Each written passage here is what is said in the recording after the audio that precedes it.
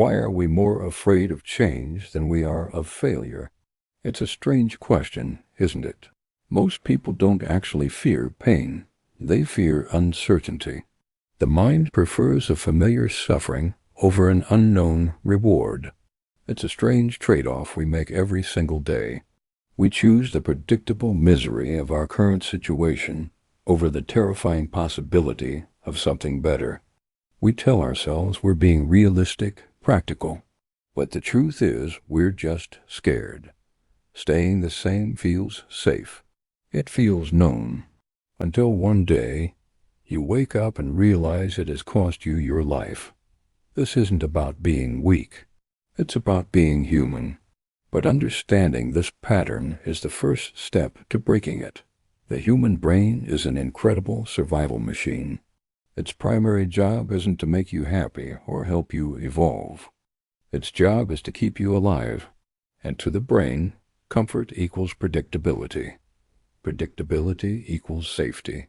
Anything that disrupts this pattern, any change, big or small, is flagged as a potential threat. It doesn't matter if the change is for the better. The brain can't tell the difference. It just registers a deviation from the baseline. This is why when you decide to start a business or learn a new skill or end a relationship, your mind floods you with doubt and fear. It's not trying to sabotage you. It's trying to protect you. It will whisper lies to keep you comfortable. It will tell you that you're not ready, that you'll fail, that it's too risky. But remember this critical distinction. Fear is not a signal of danger. It's a signal of unfamiliarity. Your brain is simply telling you that you're stepping outside the known territory, and that's where all growth happens. The very resistance you feel is proof that you're moving in the right direction. The comfort zone is the most insidious trap we ever face. It doesn't destroy you in a sudden, violent crash. It's far more subtle than that. Comfort is a slow drain. It quietly siphons away your ambition, your dreams, your potential, day by day. You don't even notice it's happening. 1 year blends into the next. The routine feels normal. The lack of progress feels acceptable. And then, a decade later, you look back and wonder where all the time went. You wonder what happened to the person you were supposed to become. The comfort zone is like a cage with an open door. You are free to leave at any moment, but the familiarity of the cage, the perceived safety of its bars, keep you paralyzed. It's a slow leak in the ship of your life, not a sudden storm. You don't realize you're sinking until the water is up to your neck. Comfort is the most patient enemy you'll ever face. It doesn't need to defeat you today. It just needs you to stay put. So why do most people stay put? We tell ourselves stories. We wait. We wait for motivation to strike like lightning. We wait for a sudden surge of confidence to magically appear. We wait for the right time, that mythical moment when all the stars align, all the traffic lights turn green, and the path forward is perfectly clear and risk-free. But here is the brutal, liberating truth. Motivation doesn't come first. Action does. You don't get motivated to go to the gym. You go to the gym, and then you feel motivated. Confidence isn't a prerequisite for starting. It's a byproduct of trying and failing and trying again. It's earned in the arena, not found on the sidelines. And the right time? It will never arrive. The right time is an illusion. A perfect excuse crafted by your fear to keep you exactly where you are. The only time you have is now with all its imperfections and uncertainties. The conditions will never be perfect. The moment you accept, that is the moment you become free. Deeper than all of this is the fear of losing our identity.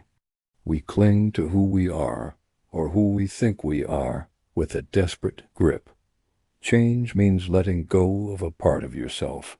It means mourning the person you used to be to make room for the person you could become, and that is terrifying. People aren't just afraid of the unknown future. They're afraid of losing their known past. Your current identity, the labels, the stories, the habits can become your prison. It defines your limits. When you try to change, you're not just challenging your routine. You're challenging the very story of who you are. You threaten how your friends, your family, and even how you see yourself. Growth requires becoming someone unfamiliar, first to others, and then to yourself. You have to be willing to be a beginner again, to be clumsy, to not have all the answers. You have to trade the comfort of your old identity for the possibility of a new one. Let's talk about the real cost. Not the cost of trying and failing, but the cost of never trying at all. This cost is called regret. And unlike the sharp, immediate pain of failure, regret is a slow, silent poison. It grows in the quiet moments, in the dead of night, in the space between what your life is and what it could have been. Time doesn't wait for you to find clarity. It doesn't pause for you to build up courage. Every day you choose to stay the same, the price of change goes up. The opportunities you miss don't come back. The energy you had at 25 is not the same at 45.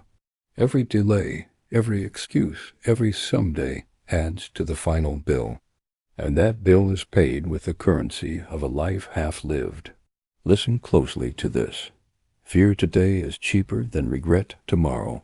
The anxiety you feel about making a change is temporary.